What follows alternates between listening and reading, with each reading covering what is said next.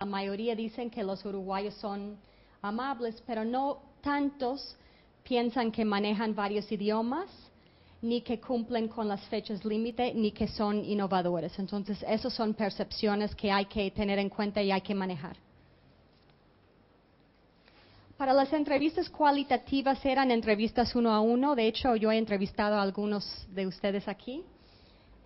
Nosotros hicimos una lista de personas que tenían actividad o conocimiento del comercio internacional o del turismo internacional dentro de Uruguay, y luego personas de afuera que han invertido en Uruguay, han vivido en Uruguay o tienen un conocimiento profundo del país por ser periodista que cubre la región o por pertenecer a think tanks que se enfocan en la región.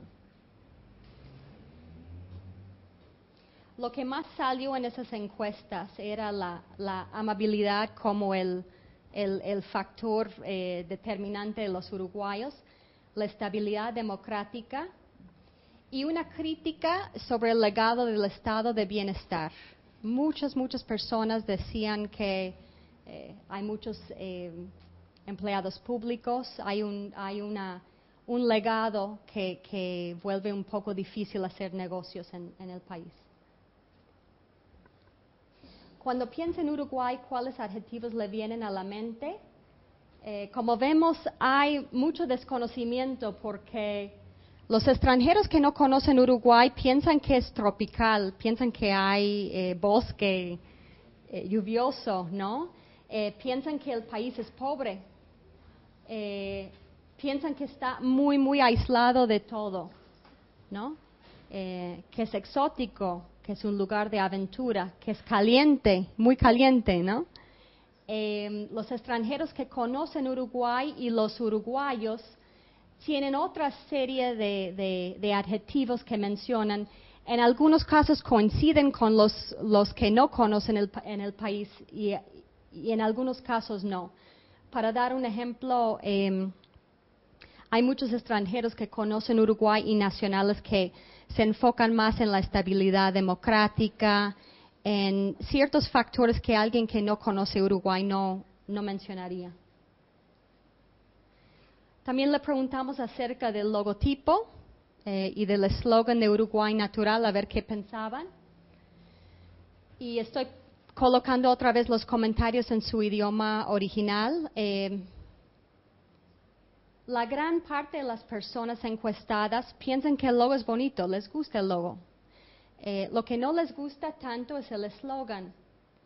Sienten que natural no tiene contenido, no entienden qué es natural.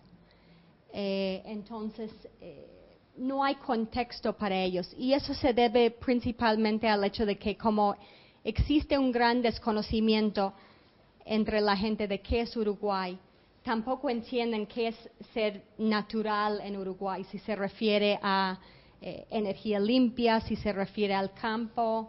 Muchas personas, de hecho, comentaron que Uruguay Natural sería un buen nombre para una compañía de energía, pero no para un país. Entonces, esos eran algunos de los comentarios que nosotros recibimos. Y les preguntamos también, ¿a qué país se asemeja el Uruguay y por qué? Y es muy interesante que la mayoría de las personas con quienes hablamos salieron de la región para hacer sus comparaciones. Están comparando a Uruguay con Singapur, con Holanda, con Irlanda, con Hong Kong. Hay ciertas comparaciones con Argentina por el nivel educativo y a Costa Rica por ser un país chico y también estable.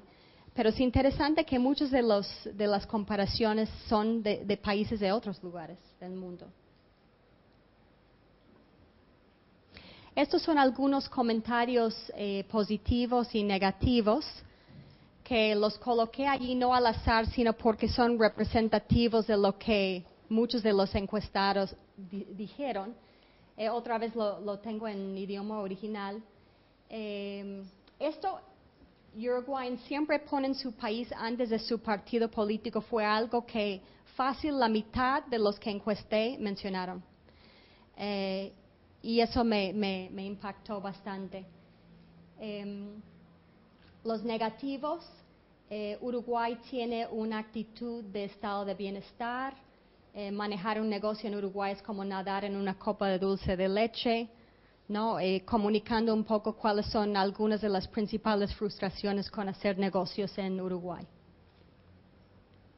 Una persona que comentó, si vas a abrir un negocio en Uruguay, hay que contratar a un uruguayo que ha vivido fuera, que tenga otra mentalidad. Según él, los uruguayos no tienen la mentalidad de negocio.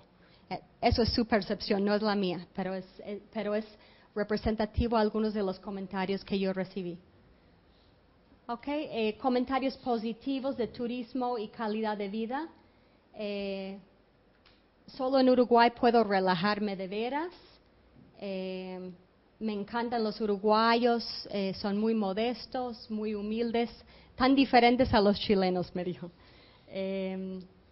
Y también mucha gente comentó del campo uruguayo y cómo el campo les recordó de su niñez en Londres o en Texas, ¿no? Era muy interesante la comparación de Uruguay con otros países ganaderos. Y algunos testimonios negativos. Mucha gente citó la seguridad como un aspecto de la vida uruguaya que está deteriorando hasta cierto punto.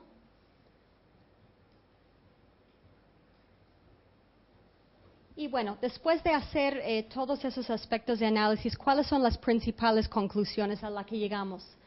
En primer lugar, hay un incipiente reconocimiento de Uruguay. Existe un desconocimiento en muchos países y en muchos sectores de qué es el Uruguay y qué es lo que ofrece al turista y al inversionista. Esa es una situación en la que cualquier comunicólogo quisiera estar, porque no es revertir una mala percepción, es construir una percepción. En cuanto a Uruguay natural, a su logotipo y a su eslogan, yo no recomiendo en ese momento cambiarlo. Yo creo que Uruguay es un país natural no solo por sus atractivos turísticos, sino también por muchas industrias que están teniendo auge en el país, entre ellos la energía limpia, la tecnología agrícola, o sea, productos de alta calidad, alto valor agregado que el país está desarrollando. Sin embargo, el concepto de natural es un concepto que ha sido utilizado demasiado por muchos otros países y por muchas marcas. Entonces, cuando la gente escucha natural, hay cierta desconfianza en el término y no tiene el mismo sentido o relevancia que tenía antes. Entonces, si nosotros queremos ir más allá en la promoción de Uruguay como país, tenemos que buscar algo que diferencia más a Uruguay.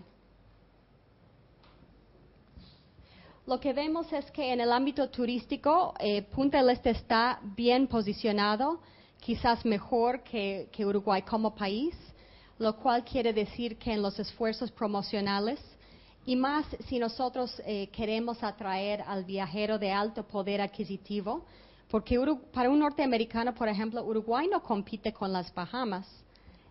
Alguien que quiere unas vacaciones baratas no viene a Uruguay por el puro costo del boleto de avión. Entonces, nos estamos apostando en Estados Unidos y en otros países de Europa al viajero de alto poder adquisitivo. Entonces, promover de forma más agresiva Punta del Este, que es un lugar de hoteles exclusivos donde viven y visitan muchas celebridades, es una buena forma de ayudar a posicionar a Uruguay como un todo. Y en el ámbito de inversiones hay un proceso favorable, como vimos de los rankings. Uruguay está muy bien posicionado en muchos de los indicadores importantes para el inversionista potencial. Ahora, para mí lo que le diferencia a Uruguay es que es un maverick y es difícil traducir ese término, pero lo que quiero decir por maverick es una persona independiente que no tiene miedo de soñar grandes sueños y hacerlos realidad. Y yo siento que analizando la cobertura editorial, tomando en cuenta los comentarios de las entrevistas que tuvimos y los rankings, Uruguay tiene mucho que ofrecer en ese sentido. Empezando con el Plan Ceibal, Uruguay fue el primer país en implementar al 100% el Plan Ceibal. Eso fue una cosa muy atrevida y lo logró y lo hizo bien. Otra cosa es Forlán, ¿no? El jugador de un país pequeño que es el mejor jugador de la Copa. Otra cosa son procesos como la generación de un sistema de trazabilidad de la carne, un sistema de trazabilidad que es muy superior al sistema que tenemos en Estados Unidos, por ejemplo. Y la creación de algunas de las leyes antitabaco más fuertes del mundo, tanto así que el alcalde de Nueva York, Michael Bloomberg, dio $500,000 al gobierno uruguayo para defenderse sobre las compañías tabaqueras, ¿no? Entonces, todos esos son, además del matrimonio gay, que también sonó mucho en los medios. Entonces, todos esos son ejemplos de un país que no tiene miedo de ir contra el corriente, de hacer las cosas que considera importantes y tiene la capacidad para lograrlos. Ese es un posicionamiento que creo que para el inversionista potencial es atractivo, ¿no? Se puede considerar a Uruguay casi como un startup, un lugar donde si un empresario tiene una idea novedosa, sabe que puede venir a Uruguay a implementarla, ¿no? Sabe que por lo menos hay gente que está dispuesta a probar cosas nuevas. Y luego en el lado turístico, ese posicionamiento es atractivo porque todo el mundo quiere ir a los lugares desconocidos, que son un poco fuera de lo normal, ¿no? De hecho, la gente de alto poder adquisitivo se jacta de haber visitado países que sus compañeros no, es parte del atractivo, ¿no? Entonces, Uruguay como un país no tan conocido tiene mucho potencial como destino turístico entre ese segmento de la población. Como esa parte de la fase, nosotros recopilamos todos los mensajes importantes sobre Uruguay. Las sacamos de los medios que escribieron sobre el país, las sacamos de algunos comentarios y testimoniales. Y estos son dos ejemplos de lo que quiero decir por mensaje clave. Un mensaje clave es una información que es relevante para una audiencia en particular, ¿no? Este mensaje que habla sobre la seguridad de Uruguay, sobre la baja tasa de crimen, eso fue extraído de un artículo, no lo dijo el gobierno uruguayo, lo dijo un periodista y por eso tiene mayor credibilidad. Otro artículo habla sobre los logros del gobierno económico, porque sonó mucho en los medios el miedo de que el presidente Mujica no iba a seguir con las políticas económicas del pasado. Y el artículo defendió al presidente diciendo que él está comprometido con seguir las políticas económicas que han resultado en un gran crecimiento de la economía entre el 2005 a la fecha. Entonces, esos mensajes se pueden usar proactivamente o también se pueden usar reactivamente. Si alguien hace una pregunta difícil o hace una crítica, uno puede responder con estos mensajes. Por eso son tan importantes tenerlas todas compiladas en un lado. Ahora, teniendo ya toda esa información compilada sobre la percepción de Uruguay, ¿cómo vamos a poner toda esa información en práctica? Lo que nosotros recomendamos es tener un comité de branding.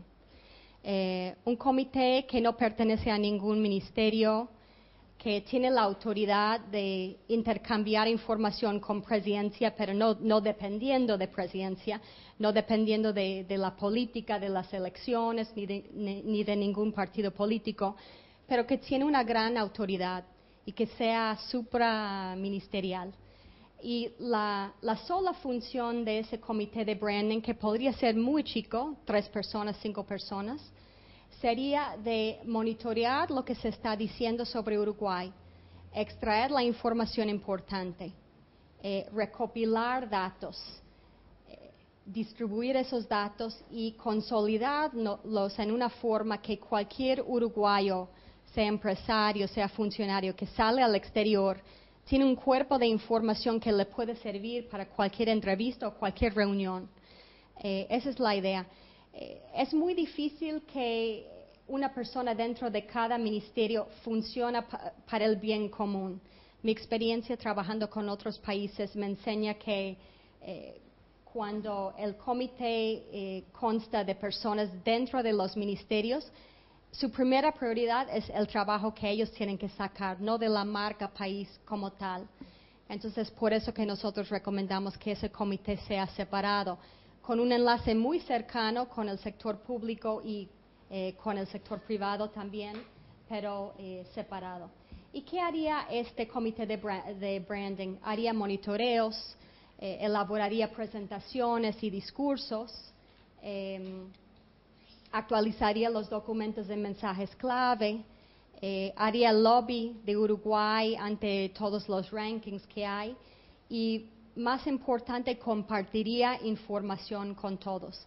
A mí me tocó hace 2 años que un embajador uruguayo quería dar una presentación país y yo pedí que me lo enviara, y su presentación país no era una presentación, era un documento de Word de 10 páginas y tenía 5 años de antigüedad.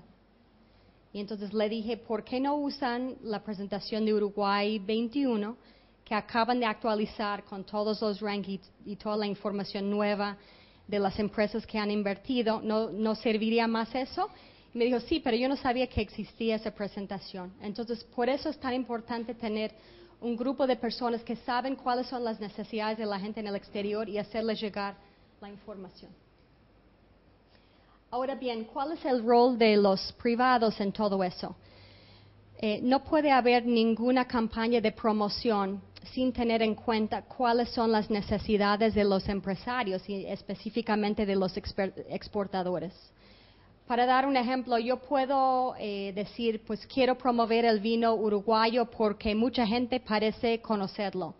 Pero si los exportadores de vino no están en condiciones de satisfacer la demanda generada por la campaña de promoción, no nos sirve de nada. Entonces, en ese proceso, antes de lanzar una campaña de promoción, es importante saber cuáles son las necesidades de los exportadores, de los empresarios del país, para poder hacer un esfuerzo complementario.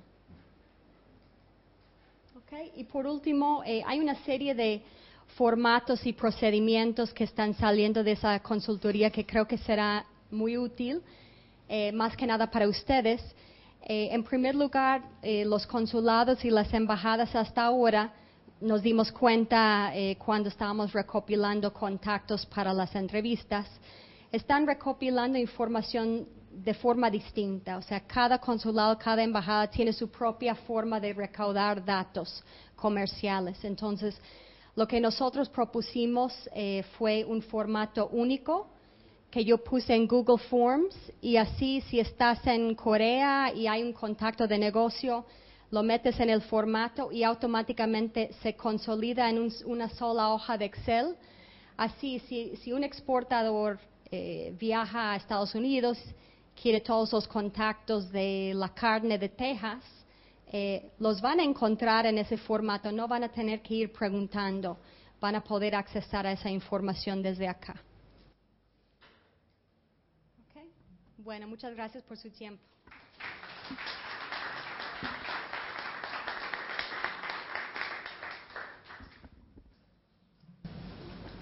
Bueno, está abierta la opción a todos ustedes poder consultar lo que entiendan pertinente.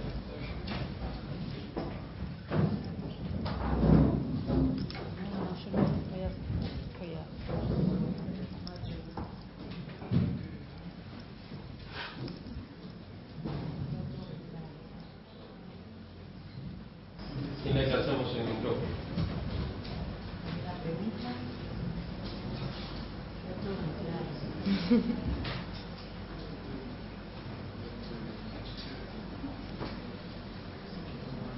Bien, si no hubiera preguntas, simplemente el proceso va a seguir hasta que, bueno, el BID valida, el país valida la presentación de la consultora, eso va a formar parte del material que se va a estar a la disposición de... Sí.